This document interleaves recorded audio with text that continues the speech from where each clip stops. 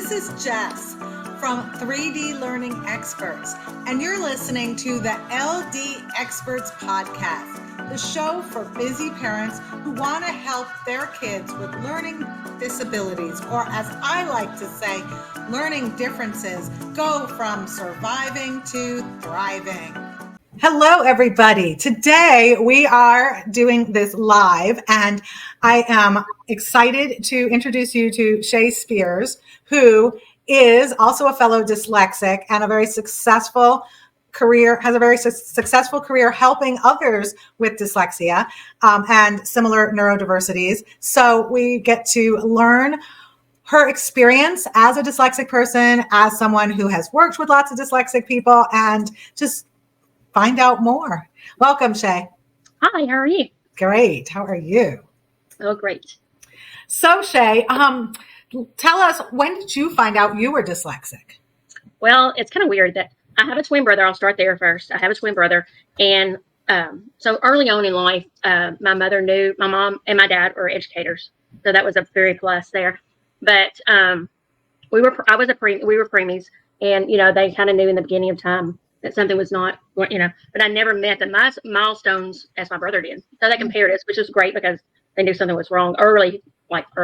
And so I was born in 72. So in 1975 is when IDEA came out. And that's where the special ed law and that kids with special needs needed to be educated. The discrepancy, the civil rights stuff. So I was one of the first classes of that. And I lived in a very prominent place that was very pushed for that. And having educated parents, they knew, the laws and kind of knew what was going on. So I was tested when I was 3 years old. Wow. I know. And I remember I went to a center and got tested, and, and it started when I was 3 with early intervention.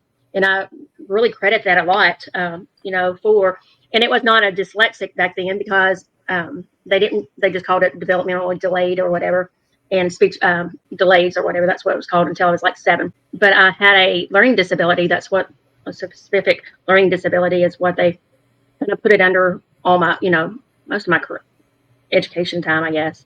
So at 3 years old, and then I started special ed then, like with services or whatever. And then when I went into kindergarten, that's when I started special ed. And that's very rare. Even to nowadays, it's very rare that kids start in special ed in kindergarten. So what kind of intervention were you getting when you were 3? Speech. And then a lot of, I had asked my dad because they did a lot of, I remember doing lots of puzzles, a lot of motor memory stuff, a lot of games, like fun hands-on learning was what way back then, it was so important back then.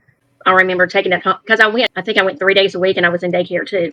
So it was very intense, at that early age. I just remember going all the time. And then, but even at, I thought I was going to the fun place, which it was fun, and my brother was not. But it was really hard even at that age, not, being, I think even at that age, thinking, like being different. Why do I have to go here and you get to go there, and they get to take, different things and stuff, even at 3 years old. That's a, early age to be separated, I guess, from your sibling. Well, and your twin sibling. Yeah. So yeah, that was tough. So when you went to special ed, did you go to a specialized kindergarten, or were you in the mainstream but got pulled out for special classes? Yes, I was in mainstream. I was in, Miss Lewis was my teacher, I remember, and she had a bathtub, and she had a reading bathtub, and, it was the cool class, reading. Yeah. And so that's a funny story. I was with her for reading. I did reading, intervention, reading, special ed, pull out. But I remember in kindergarten struggling. I remember not being the person, I'm a teacher, so this is something I go way back then, but I don't remember a lot of things. But I remember that she had, and I guess this kind of goes to where I teach now, but I remember in kindergarten, my brother was in a different kindergarten class than I was, which was a great thing because you shouldn't ever put twins together in anyway.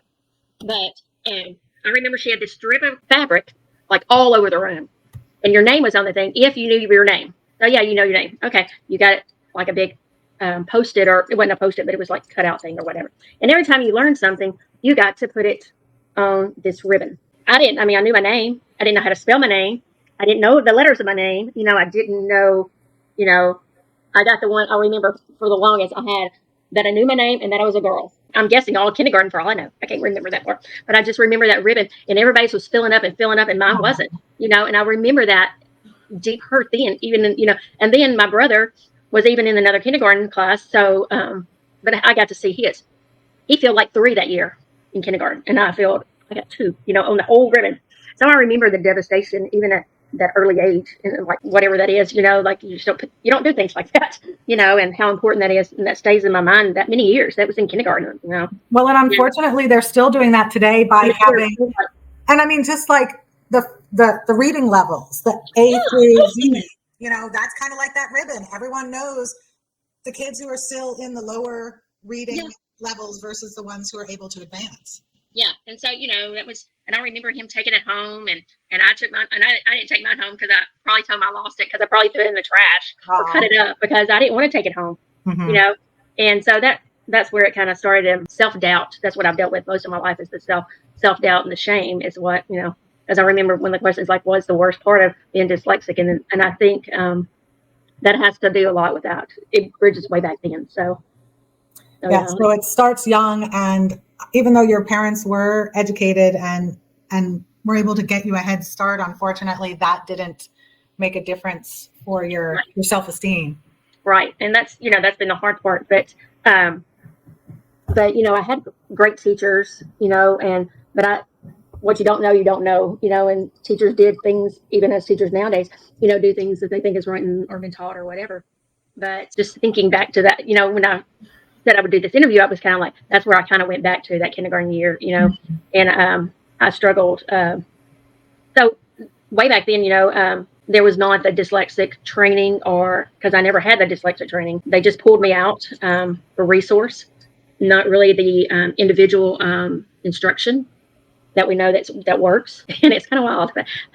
So fast forward, I was in special ed until the 8th grade,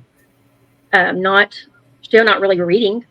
I remember like in 6th grade, having to do this play thing, and not being able to read. And I remember that was so devastating, but I had, back then you could be, if you had a learning disability, and I struggle with reading and writing. Math has always been I just understand math. That's my outside of the box thinking. I understand math. I can teach math all day long. But in 6th grade, I was in a math class, and my teacher asked me to read something, and I was like, I don't know what that says. And it was, I had no clue. And then they showed it to me on paper, and I was able to explain it to the class, what the whole, it's just the different modalities, how you teach a kid to do an output, how the output is different. See, so even way back then, we kind of knew those terms or whatever. But in 6th grade, I think that's when I really realized that I couldn't read. And I think throughout resource and learning, and just learning how to cheat and get away with it. I remember doing, this is kind of funny, I thought about this, like the SRA kits, you remember you had to read a passage, and you had to look at a card and get the answers or whatever. Well, however slick Shae was, I figured out how to get the answers off that card, because my working memory is terrible anyway. So however I would go and like the copying and trying to figure out the answers and the cheating and all that was, my teacher probably knew, but anyway. So not necessarily. Yeah, probably not. Because my daughter, who's dyslexic, cheated in 1st grade, and she would copy off of her classmate because they'd pair them up with the kids who did better. How to do it? Why not? Right. And so my daughter was cheating, and her teacher didn't notice, but I was volunteering one day when they were taking a test, and I saw that she was cheating. So it's very possible that the teacher doesn't notice. Maybe she might be passed away by now. But I know. But even in, like you're saying, your 1st grade, I remember cheating, and it was not. And I'm like thinking, and I remember in 2nd grade, I got a spanking from the teacher for cheating on a spelling test. So I did get caught. So I remember that. And it was, I didn't want to fail. And I think even at that age, being, failing at something was extremely embarrassing, and I went to a very small school anyway. And having teacher parents and, being that one that can read, or the dumb one, or the one that got to go to the class, and it would always upset me because like I always seemed to be doing fun things when I had to leave.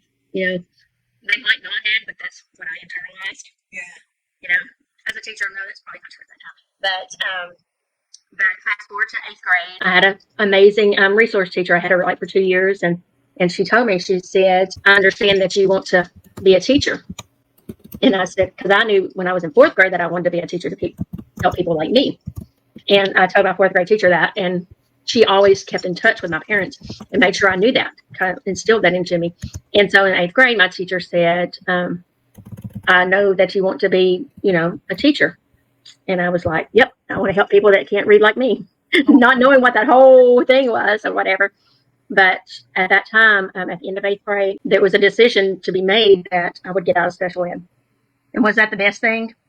Who knows, whatever, but back then, okay, let's get her out, no support, no nothing.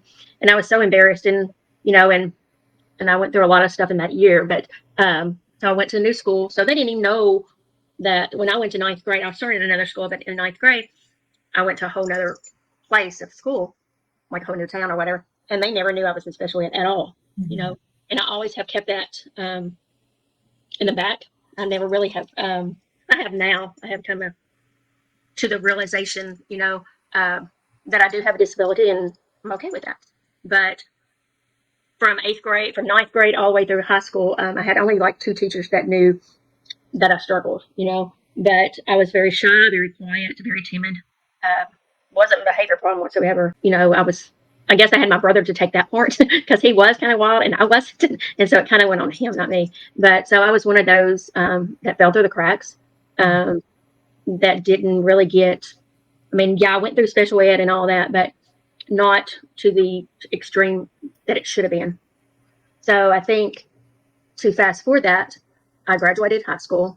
And I'm like, my dad cheered because I crossed the stage. That was how great it was, because it was. And a C, and I think that's one thing I want parents to know. If a child makes a C and they did their best, and that's what I teach my students, if you did your best and you make a C, perfect. Because a C was like an A to me, but accepting that was okay, and it was accepted that my brother always made A's because that's what he was capable of, or whatever. So I think that's one thing that has always kind of stood up, that my dad was okay with me making C's. It was okay that he knew I was doing, and he would always say, "Did you do your best?" And I think that was a very instilled thing, and I kind of use that now. Did you do your best? And so that kind of goes to, my high school years, just getting by, not really. I always used resources like who to sit by. I knew my friends who was always smarter than me, who knew how to write papers, because I can't struggle at writing. And I always knew like who to get notes from, because taking notes was not an option. Because with auditory processing, like whatever the teacher is saying or whatever, I'm still back on the, and she's already 12 pages past me, and I'm still trying to figure out how to write the, or just something simple. And I remember that was a struggle, and so taking notes, and sometimes I would just ask, let's take a notes, and it would be a hot mess, or organization's not the thing. But going through high school, just learning how to get by. I think that's kind of how to advocate kind of with myself, or to find other people to help me, and never really telling them that I wasn't a reader, I couldn't read. And I remember taking honors English, and I took it in the summer. And my teacher, I did that because I didn't have to read all those novels that everybody has to read. So that was a way to get out of all those, because I didn't have to do Romeo and Juliet, Hamlet, I've never read any of those. And because I know I could not have done that, with the way it was at that time, and because now there's adapted books and stuff like that. But back then, that's why I took honors English. And in the summer, why would you go to summer school? That's why I went to summer school. But then I graduated from high school, and I went, there was an awesome program in Arkansas, because I'm from Arkansas, was a vocational rehabilitation scholarship. So through workforces, now it's kind of the workforce through the different states, the federal thing now. But back then, there was money set aside for people that want to go to college.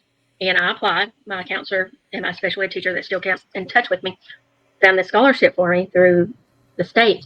And it paid for all 4 years of my college. Oh, wow. Because I had a learning disability. I was a struggling reader and writing, and I had a disability. But even though I had that, I still was ashamed. Didn't really, let anybody really know, because I was always flew under the radar, that person. And so in college, with my undergrad, I kind of just found resources, found people. That was always my best advocate, was to find somebody that was always able to take notes for me, give me help on tests, or help me to keep organized. You know, and I'm still really good friends with them, but I always was able to think outside the box and trying to find resources to help me, you know, without people knowing I had a disability. Mm. And so all through college, I didn't, you know, I did take some reading classes. I have my undergrad degree is in elementary ed, early childhood. And so when I took reading classes, it was kind of funny that I was taking reading classes to teach people to read. I didn't know how to read, but I'm going to teach people to read. Figure that one out. And to write, I took writing classes. I was like, I can do either one of those, but I'm going to figure it out, you know. And I did figure it out. But I remember my reading teacher at that time, he was a professor, and he pulled me to his office and asked if I had a learning disability, or if I had dyslexic or dysgraphic or anything. Like he was very in tune of research and stuff, and he says, I see a lot of signs of dyslexia. And have you ever, you know, got into that? Blah, blah, blah, blah. And I was like, I have a learning disability, and I have a reading disability, I have a writing disability. And at that time I was diagnosed with ADHD, and so he's like, I really think that's what's going on here. And I was like, I was so mortified, you know, because now my mask just went down some because somebody has figured me out, I guess, or whatever. But so I graduated. I barely graduated from college, but the grace of God that I got through all that, and I got that degree. Then I started teaching elementary ed, and then I taught kindergarten. What a year! But I taught it, and then that's when I really realized that I really didn't know how to read. I had already went through high school, went through college, and being able to teach reading. I didn't know sounds of letters. And what kindergarten teachers need to know? The sounds of letters. That would be. And I had to have a dear friend, and she's still not a really good friend. You know, I would listen to her teach, and then I would go back and teach too. So I learned sounds with my first class of kindergarten. Wow. And that's, you know, and people were like, really? You know, I didn't know that the phonemes made sounds and how all that, you know, you just kind of slide under that, you know, and the accountability, I think now is so much different than it was back then. I didn't cause trouble. I didn't, you know, I made passing grades. So I didn't, and, you know, I was one of those that just slid through, you know. Well, I think very often girls will slip through because of exactly the reason you did, because you don't cause trouble. Now, I was not one of those girls. I did cause trouble because my ADHD led me to get into a lot of trouble in school. But it sounds like you just, you know, stayed under the radar to not draw attention to yourself. Oh, no, I did not. That was not, you know, and I guess, and that was a very good blessing because I had a brother, because, you know, a twin brother, and he was in trouble all the time. So it kind of like took it off of me, I guess. But yeah, that's, you know, and then I started teaching kindergarten. I did kindergarten. And then after my first year teaching kindergarten, that's when I figured out that I really had the true compassion for special ed.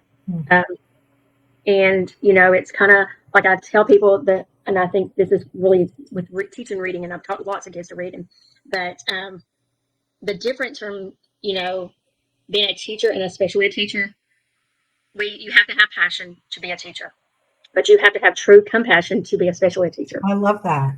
Because when you don't get it, they don't get it. You know, you can't say, stay focused, pay attention, blah, blah, blah. They're doing the best they can. Right. And I think through me being that kid that I might have been focused, but I still didn't get it, you know? And so that's been a true aha, because as a teacher, like making me a better teacher, you know? And so I taught elementary ed, middle school, and for I did for 23 years in the elementary and middle school area. But like after my third year and then go back, I'm all over the place as always. But and then I've taught 5 years at a high school for learning differences. But I got my master's in special education after I taught like 3-4 years. I was like, it was at a kind of thing, and I needed another degree or whatever I thought. And I got my master's in special ed, which has been a gift, and I shined. It was finally making sense because I learned how to read, because I had to teach myself to read, and understanding the concepts of writing. How, and just teaching now that's the science of reading and how all that kind of makes sense now. But back then I was doing that, not really neurologically figuring out that you have to do a system of writing and how you build on each thing and how writing builds to, and I tell my students now, I'm like, you have to have words. You have to have words to build sentences, sentences to build paragraphs, paragraphs to build essays. And so, it starts at the little bitty piece of a sound, and so knowing these techniques has helped my teaching and being, I taught for 23 years, not owning or understanding. I mean, not, I guess more of ashamed or scared that I'd be not valued, I guess, having a disability. But yeah, for 23 years as a teacher, people didn't know. I mean, there's probably some that kind of figured it out, but I was very ashamed. I was so scared that I would lose my job, or, you hear all these things and you're very, always scared of the self-doubt, and not, and I always taught elementary because I was always scared to teach anything higher because I didn't want anybody to not, I was always scared to have people not to know what I know. Well, what I mean. So I always had kids that I was able to teach, and so then I started teaching high school, and they know a lot more than I know, but, I just need to know now. I just have to know enough before they need to know it, So, that's kind of my career and how being dyslexic and dysgraphia and, and ADHD, and, and it's so awesome. I teach kids now at the Momentum Academy. It's a private school that we focus on learning differences. And we are accredited high school, so I write curriculum for us. And so I make sure that the kids can have different modalities, how to do an output, like however they want to get it. It's a computer-based program, but we have all certified teachers that are retired, but all of us are retired from public school. And so we give them what they need where they're at. We meet them, and there needs to be more places like that, teaching a kid, for example, like that is dyslexic and are struggling in biology, and that is reading on a 3rd or 4th grade level. And it's so hard that kids out there, they're reading on a 4th grade level, but they're expected to do a 10th grade biology class. That's why there's so much failure and so much dropout and so much things that are happening in our society is because, it's, they didn't learn how to read, right. And I think that's kind of where I drive through to help people understand that their disability is a gift, and how we use our disability is to empower people to be better, So that's kind of where I'm at. What would you say your dyslexic gift is? How has dyslexia made you a stronger person? How has it made me a stronger person? I'm very determined. I persevere. I'm determined to make a difference in my life and others' lives. And then determined to figure out what the broken piece is. Why can't they figure out what they need to figure out? And that's a out of the box thinking person, and being able to persevere in life, even though all the challenges in life, you have to persevere because everything will pass. You just have to keep on going. Mm-hmm. What advice would you give parents whose kids are struggling, and how for the parents to get through their concerns about their kids? Okay, so that goes into 2 or 3 different folds there, but my advice would be learn what you need, like figure out where their strengths are and where their weaknesses are, and build on those strengths, and and take those strengths and put the weaknesses and build into those strengths, and in different ways that they can build into that strength is what they need to feel successful. I would teach, and I do that with parents, but I do also with that. I am an IEP navigator, so I help parents through the process of special ed. When a child when they do have those struggles, and so many times, and I know for dyslexic, and they always wait till they're in second or third grade, and and they already missed kindergarten, first and second grade, they've already lost so much time not getting the individual instruction that they need. And I work with, that's my goal, is to work with parents to teach them how to get their child tested, and it's not just the basic testing, how to get them to show what they need to know, I guess. So does that make sense? Yeah. And what advice would you give someone who is an adult with dyslexia that's struggling? I would tell them to watch podcasts. That's why I listen to podcasts a lot, and I learn all the time, life learners. But once you get diagnosed, I think you take away that, like, oh, that's why I can't do that. That makes sense. And that's kind of, I think, as an adult, having that realization, making that connection of why you do the things that you do. It's not because that you're dumb or that you can't get it. Well, there's a processing there that happens that's not happening. The triggers are not, the things are not igniting in your brain like they're supposed to. The being a dyslexic and how the brain is wired it's different, and how the connections, and it's just like kind of like a answer to the madness, the understanding of, like, hey, I'm okay, and it's going to be okay. Just being positive with yourself and just giving yourself, and reaching out for people that has walked it and understand it, educating yourself more. And finally, what advice would you give your students or a kid who just found out that they have dyslexia? That's cool, because I'm very open now. Used to I wasn't, so now I'm very open that even though you have a disability, you can do anything you want to. Are there struggles? Yes. Or is there strategies? Yes. Is there ways to get what you want? Yes. You just have to figure out how to get on that journey and figure out who can help you, how you can get help, and where do you go, and all of that, how it all fits in together. So I have a student at my school, and he has a diagnosis, and he's like, but I'll never be able to go to college. And I'm like, wait, I don't think so. Yes, you can go to college. And I think that was really the first time he's ever heard that, hey, I can go to college. And that's what I want students to understand, that if that's what you want to do, I'm going to try to figure out any way that, as a teacher, that they will go to college. So there's so many options out there for kids now to go through this, to get a college degree if that's what they want, or trade school. Not everybody has to go to college, and or how to get a job, or how to build those job skills. So yeah, I teach them how to be an advocate for themselves, how them to have a voice. If something doesn't go right, ask for help. It's okay to ask for help. That's a hard thing for us to do with a disability, because we're so scared of rejection or being wrong or not being liked, I guess, because of self-doubt.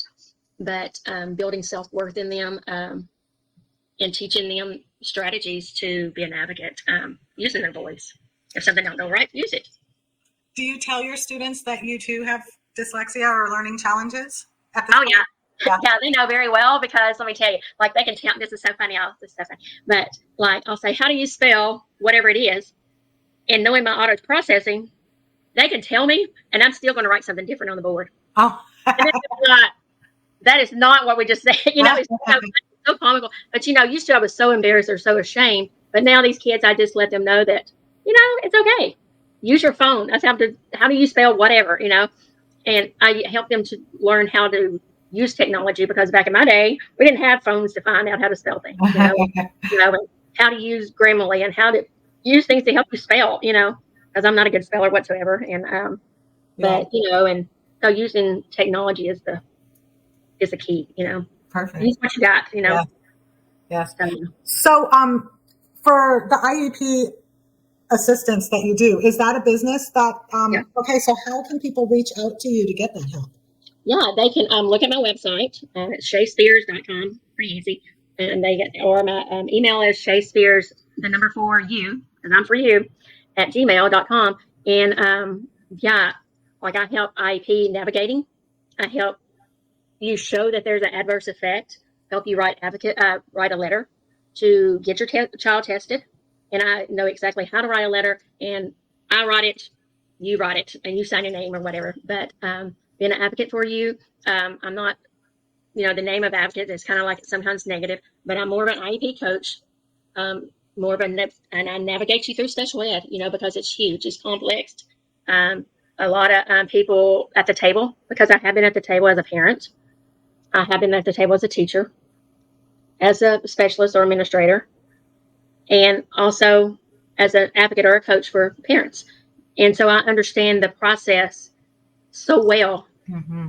And it's so hard when I see things like parents go to an IEP meeting by themselves. Never go to an IEP meeting by yourself. Because they're going to give you jargon that you have no idea what they're talking about. And they're just going to slide like goals and objectives that have no building of anything, And you don't really care if they get met or not. And they could care less. They're just going through these standards saying they need to do this, they need to do that, they need to write a paragraph. Well, do they know how to write words before they can write that paragraph? Mm-hmm. Because they'll say, and then they say it wasn't mastered. Well, yeah, it wasn't mastered because Sally out here still was struggling with 4-letter words to build, and you're wanting to write a paragraph. That's not systematic of writing, mm-hmm. And so parents understanding, and I can take a goal and I can show them exactly what it should look like. I've written so many IEPs in my life, and I'm very gifted in, I can take an evaluation, like after a kid is evaluated, and I can break down like what their strengths are, and tell parents what that means and what that looks like, and give them strategies how to build home learning. If they own homes, well, I can do that too, but teach them how to be a coach for their child. Because when you have that, that's a lifetime, they need that support. And I'm very blessed to have done that, and I know how it works. And it's pretty wild that when I go to those IEP meetings, we call them ARDs in Texas, but IEP meetings. And when you have somebody like me that knows like reading levels and spelling levels and writing and all the process and all that, when they start talking that jargon to parents or gaslighting them or whatever, I'm able to say, oh, that's not true, or back up that, and a lot of times in a meeting, they talk and talk, but parents have no idea what questions to even ask. Mm-hmm. And I can sit there and say, ask them, I can front load it, whatever a parent really needs. I really enjoy going to IEP meetings. That's really, like. So if they're not in the Houston area, are you able to go with them online, or how do you participate? Yeah, I do. I've had some in New York. I've had one in California. I enjoy going to those, meetings with them too. And, there's like things that parents don't really know that they should know. And like you go to a meeting, and so at the end of the meeting, they want you to sign paperwork for your kid to get services. You don't have to sign that paperwork. You need to take it home and process it before you sign it, because it's a document that will drive your child's education for a whole year, mm-hmm. Or for 3 years or whatever. But it is so important to understand what that is. And a lot of parents just don't know. Yeah. They just sign it, and my kid needs help, I'm going to sign it and move on, And I think that's kind of where it happens, that they start falling behind, especially with dyslexic, and they're not getting they're getting resource or reading resource or whatever for goals. But I think with dyslexic, it has to be a more trained IEP written. I have helped parents that they thought their kids were dyslexic and they wouldn't test them, that were already in special ed, but they still wasn't getting reading. Mm-hmm. And I have helped parents get a dyslexic testing for their kids.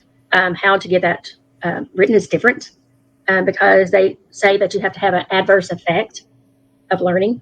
Well, you can't read, you're struggling with reading, it's not making sense. There is an adverse effect. But when you ask for evaluation, they don't see it that way. I mean, they're just, schools are just doing what they need to do and move on, personally. And so I want to help parents through that. And I help parents through that kind of side of that. And then I try to keep them, my business, I guess, is called Empower Hope. And so I have 2 folds on that. I help parents. I empower them with hope that their kid can make it through and that they can get the services that they need and to be successful, because that's what our goal is, for them to be independent and beyond high school. Because high school is just, in the world, is because you only have high school or grade school this short, but 18 and beyond is huge. There's lots of things that happen. And so an IEP is that part getting that transition and having all those services, making sure all of them are connected. That's that part. And then I also help empower teenagers and young adults. I have worked with a few children about how to empower them, how to be an advocate for themselves, how to do executive functioning skills. That's huge in dyslexic and dysgraphia and all that. And having memory and working on organization and time management, all of those things are in the executive functioning and teaching life skills, teaching social skills. So that's another. So I have a twofold business that I do. I help parents and the kid, because it's a holistic approach. It has to have it all together. Yeah, wonderful. Thank you, Shae. It was so amazing to have you on our show and share your personal experiences as well as your professional experiences. I really appreciate you taking time out of your day to meet with us. You're welcome. I loved it anytime.